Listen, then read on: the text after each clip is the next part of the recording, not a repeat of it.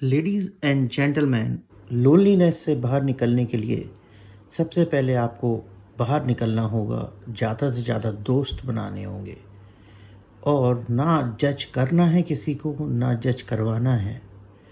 सिर्फ़ और सिर्फ अच्छी नॉलेज लेनी है, अच्छी बातें करनी है, पास्ट को भूलना होगा, नई चीज़ों को पकड़ना होगा। जितना आप लोगों से मिलोगे, सोसाइटी, ग्रुप्स, कम्युनिटी जॉइन करोगे, उसमें भी आप फ़िल्टर लगाइए, अच्छे लोगों के साथ जुड़िए और कनेक्शन बिल्ड करते चलिए। अच्छे लोगों का मतलब ये नहीं है कि कौन अच्छा है, कौन बुरा है।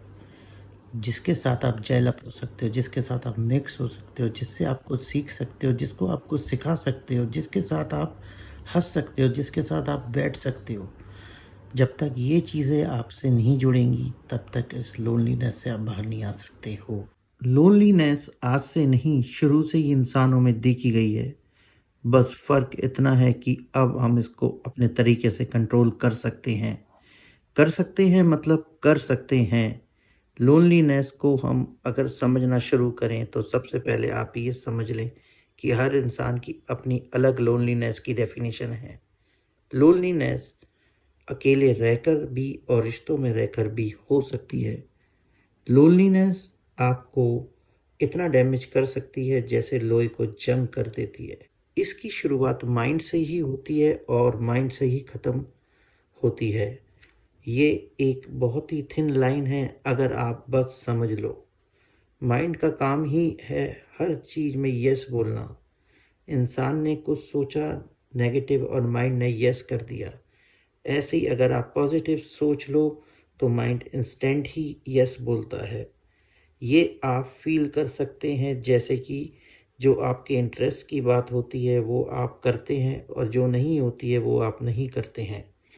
लोनलीनेस की शुरुआत होती है जब कोई आपको सिंपैथी, एनकरेज या एम्पावर करने वाला नहीं होता है।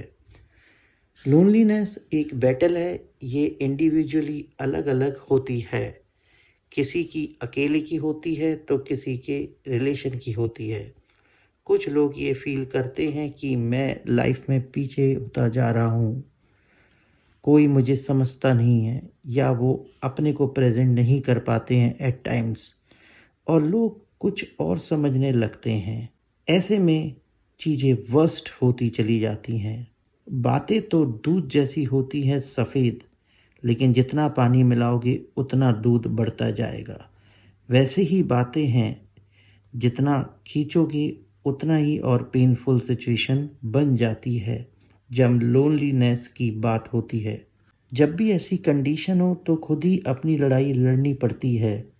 बस थोड़ी गाइडेंस चाहिए, चाहे डॉक्टर की हो या अपनी समझदारी हो। आपको खुद ही रेस्क्यू करना पड़ेगा जब इस तरीके की कोई सिचुएशन बनती है। लोनलीनेस को हावी नहीं होने देना है, आपको इस पर हावी हो जाना है। Last but not the least, loneliness का फील तब आता है जब सिचुएशन और रिलेशन दोनों ही कंट्रोल से बाहर हो जाती है। Stop feeling alone in this world, start from here to overcome. Thank you.